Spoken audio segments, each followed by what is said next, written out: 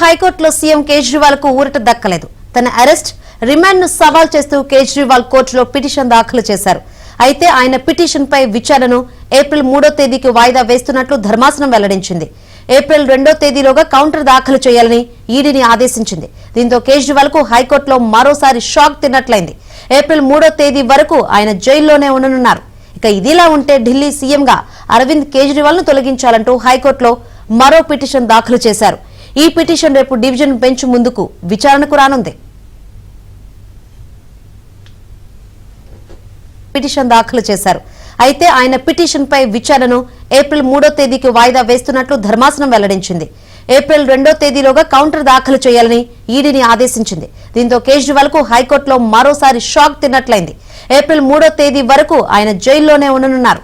ఇక ఇదిలా ఉంటే ఢిల్లీ సీఎంగా అరవింద్ కేజ్రీవాల్ ను తొలగించాలంటూ హైకోర్టులో మరో పిటిషన్ దాఖలు చేశారు. ఈ పిటిషన్ రేపు డివిజన్ బెంచ్ ముందుకు విచారణకు రానుంది.